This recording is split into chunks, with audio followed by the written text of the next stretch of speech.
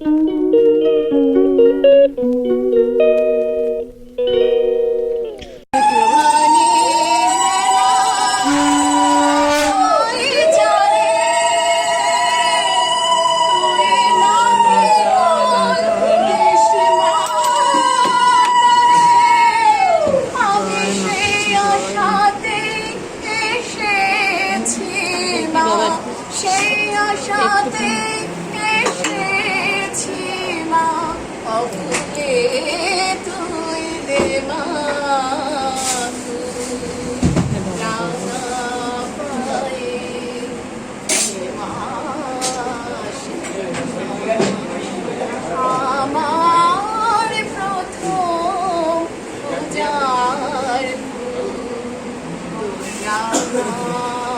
এখানে বিভিন্ন অলৌকিক ঘটনা ঘটে থাকে, যেমন আমি এর সবচেয়ে বড় প্রমাণ বলতে আমি মাকে অনুভব করেছি যে মা এখানে সত্যিই আছেন।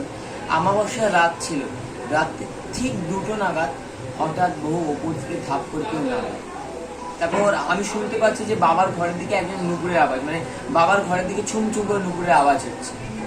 আমি ভাবি তখন এত রাত্রিরে আমি কি শুনছি, এটা তো হতে পারে না, কিন্তু আবার নুপুরের আওয়াজ হচ্ছেই। আর আমি যেই ঘরে থাকি তার বাইরের গেটে কাঁচে, মানে বাইরে কে আসছে যাচ্ছে সব কিছু দেখতে পাই। তাই আমি সেই মুহূর্তে অনেক সাহস করে সেই কাঁচের গেটে বাইরে তাকাই।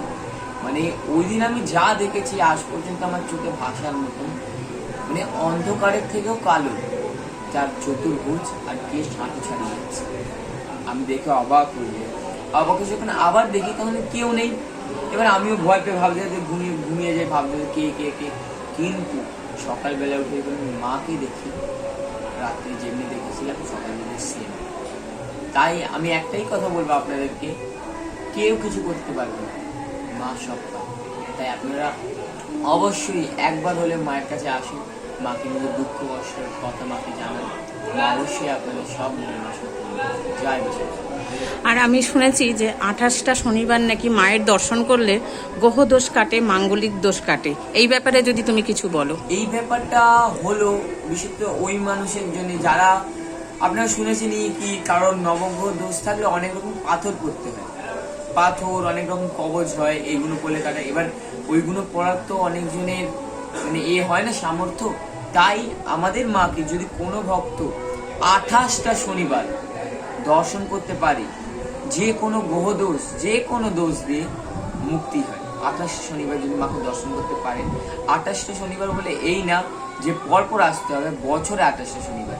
তাই অবশ্যই আসবেন মায়ের কাছে, মা আপনাদের সব মনের বাসনা পূর্ণ করবে। আর আমাবস্যা, মায়ের আমাবস্যা পুজো এমনই একটা পুজো, ওই দিন সকল ভক্ত মাকে অনুভব করতে পারে যে মা এখানে আছে। তাই ওই দিন অবশ্যই আমি আরো বেশি করে বলছি, কিন্তু ওই দিন এমনই একটা দিন মা সবাইকে দর্শন দেয়। তাই অবশ্যই ওই দিন আসবে। জয় বছর। আর মন্দিরে আসতে গেলে কেউ যদি আসতে চায়, কটার মধ্যে আসতে হবে পুজো দিতে? কটা থেকে কটা পর্যন্ত মন্দিরটা খোলা থাকবে? সকালে মন্দির সকাল 8টা থেকে টানা 1টা অবধি খোলা থাকে। আচ্ছা। এবার 1টা থেকে 4টে বন্ধ থাকে, এবার 4টে থেকে আবার 8টা অবধি টানা খোলা থাকে। তাই অবশ্যই আপনারা আসবেন। জয় বছর। তোমাকে শুভ নববর্ষের অনেক অনেক শুভেচ্ছা, অনেক ভালোবাসা। ভালো থেকো। খুব ভালো লাগলো যে এত ভালোভাবে সবার সঙ্গে শেয়ার করতে পারলাম।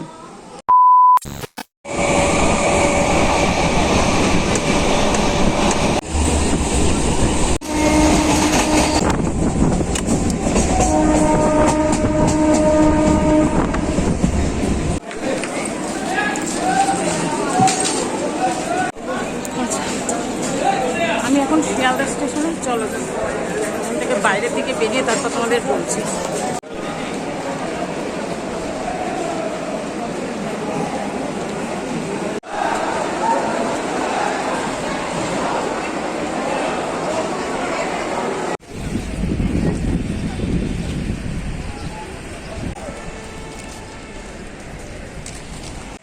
আচ্ছা, আমার হাতে অনেক সময় ছিল, তাই ভাবলাম তোমাদের আজকে আরও একটা নতুন জায়গায় নিয়ে যাব, যে জায়গাটা আমি আগে কখনো দেখিনি। আমিও আজকে প্রথম যাচ্ছি।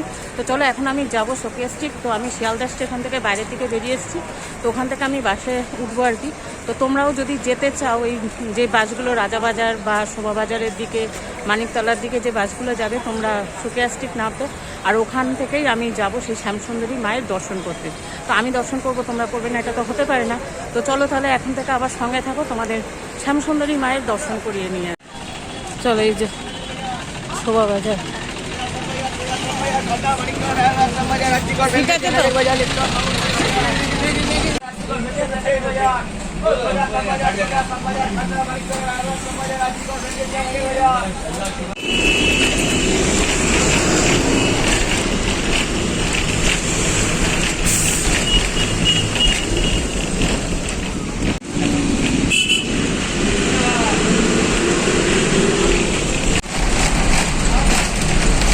আচ্ছা, শিয়ালদার থেকে আমার সুকিয়া স্ট্রিট আসতে মাত্র 6 মিনিট লাগলো।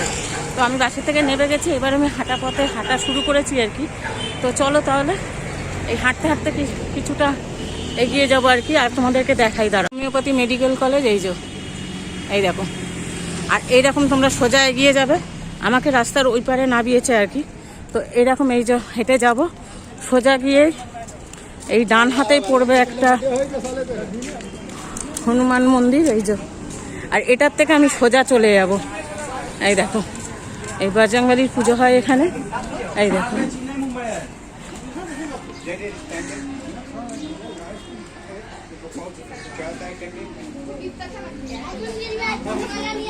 এই যে এখান থেকে নাম সোজা চলে যেতে হবে। আচ্ছা, শ্যামসুন্দরী মায়ের মন্দিরের খুব কাছেই চলে এসেছি, আর কিছুক্ষণের মধ্যেই মায়ের মন্দিরের কাছে পৌঁছে যাব। তাহলে চলো, সামনে মনে হচ্ছে কি একটা পুজো, শ্যামসুন্দরী মায়ের পুজোর ডালা আমি এখান থেকে নেবো। দিদি, ডালা কত টাকা থেকে শুরু আছে? 250 গোবিন্দভোগ চাল আছে, হ্যাঁ, 50 টাকা, হ্যাঁ। মালা 10 টাকা, মোমবাতি 10 টাকা, আচ্ছা, দিয়ে 45 টাকা। ঠিক আছে। মালা আছে, মিষ্টি আছে, হ্যাঁ। আলতা সিঁদুর আছে, আপনার পদ্ম আছে, হ্যাঁ। গোলাপ আছে, এখানে মায়ের ফটো। সব দিয়ে তোমার ডালা কত পড়বে? এইটা আমার ওইভাবে আমি ডালাটা দিই। আচ্ছা, আচ্ছা। মেন তো মায়ের তোমার আতপ চাল আর কলা দিয়েই মেন পুজোটা, তাই তো? কলা, জবা, পদ্ম। আচ্ছা, আচ্ছা। তা তোমার পদ্ম কত?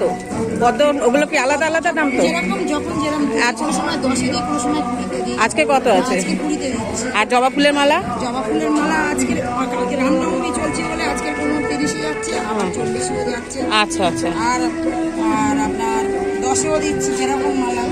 এসে গেছি আমি, এখানে যে ভোগের লাইন পড়ে গেছে।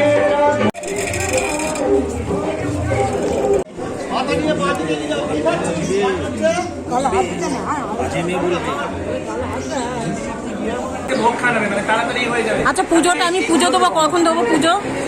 হ্যাঁ, পুজো হবে আজকে, তাড়াতাড়ি ভোগ দেবে, খিচুড়িটার সময় 4টার সময়, হ্যাঁ, বন্ধের 4টার সময় চলে যাবে। আচ্ছা, দেওয়া যাবে বলছে।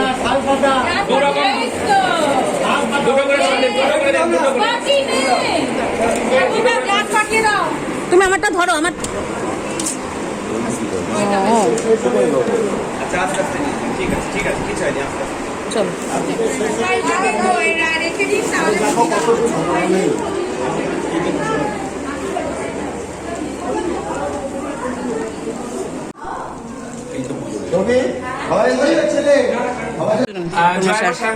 সবাইকে শুভ নববর্ষ। আজকে বছরের প্রথম দিন, মাকে দর্শন করতে এসেছেন, খুব ভালো লাগছে।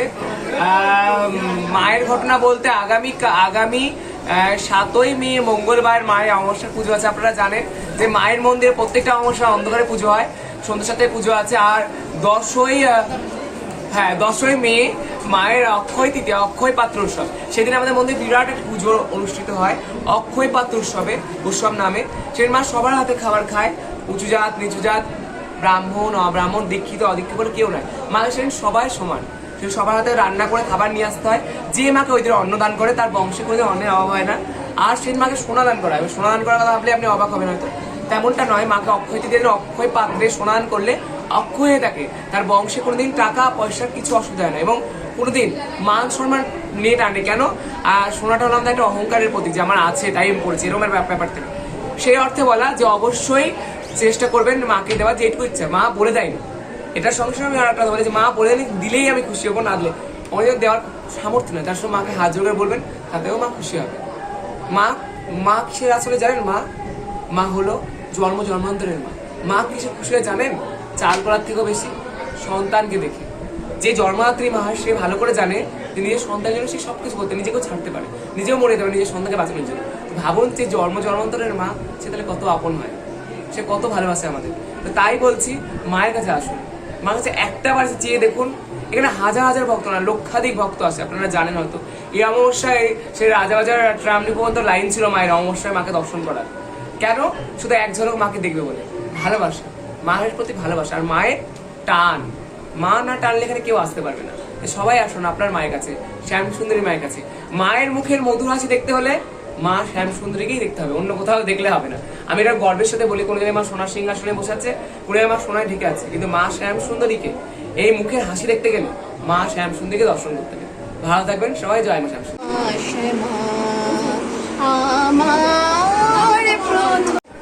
নমস্কার, জয় মা শ্যাম সুন্দরী। আপনাদের সকলকেই বলছি আপনারা মায়ের মন্দিরে অবশ্যই আসেন।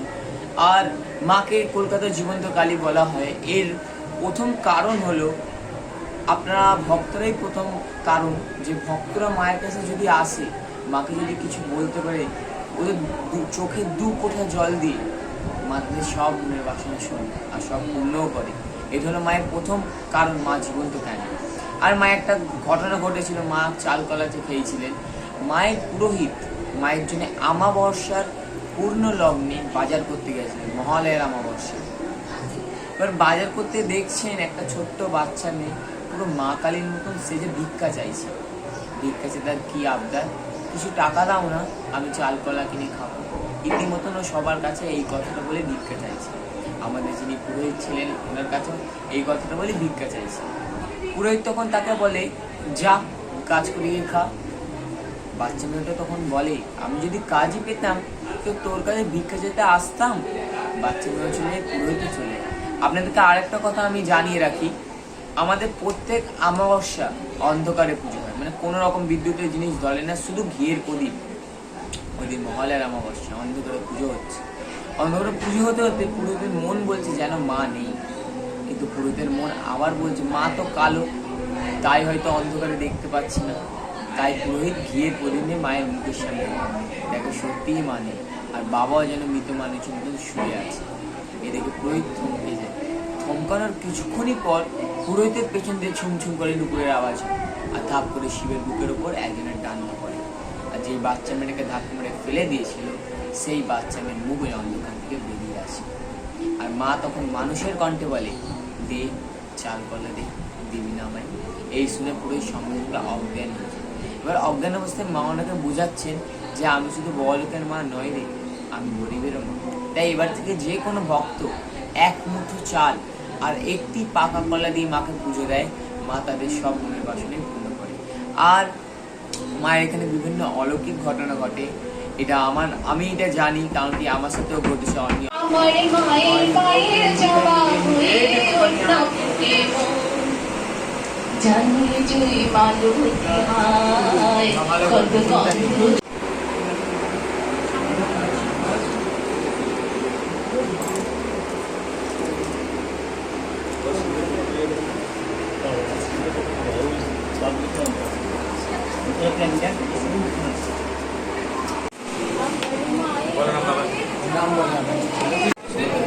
আচ্ছা, আজকের মতো কিন্তু ব্লগটা আমি এখানেই শেষ করছি। আর এখনও দেখো আমি মায়ের মন্দিরে দাঁড়িয়ে গেছি, শ্যামসুন্দরী মায়ের দর্শন করে এখান থেকে আজকে আমি বেরিয়ে যাচ্ছি।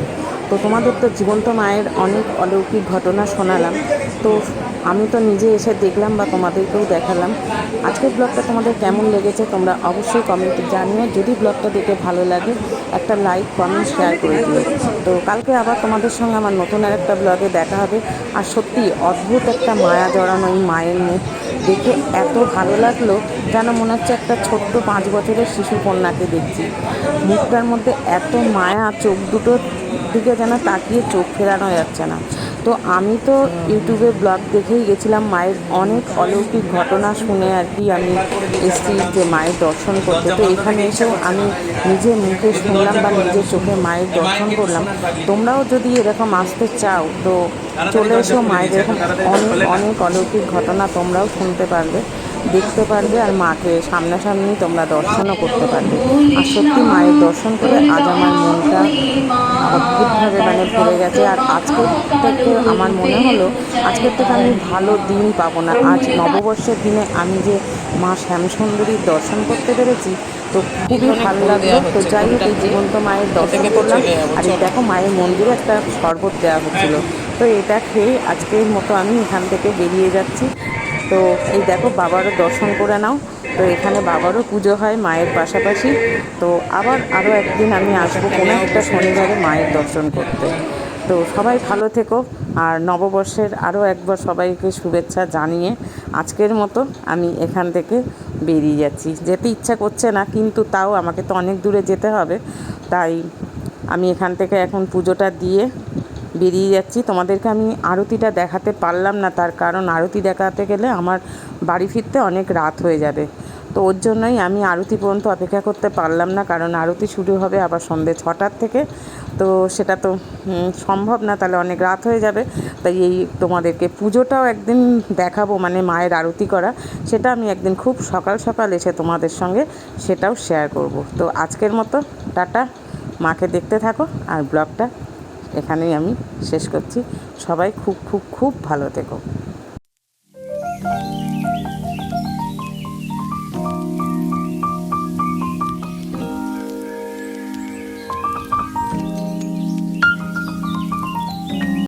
আচ্ছা, শ্যামসুন্দরী মায়ের কিন্তু দর্শন খুব ভালো মতো হয়ে গেল। মায়ের পুজো দিলাম, মায়ের দর্শন করলাম। তো আজকের মতো ব্লগটা আমি এখানে শেষ করছি।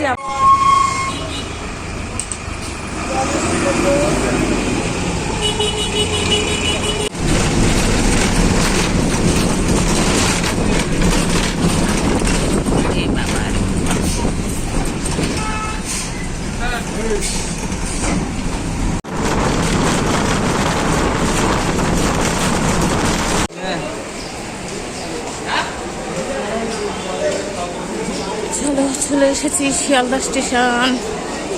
চলো চলো চলো, শিয়ালদা থেকে আমার ট্রেন।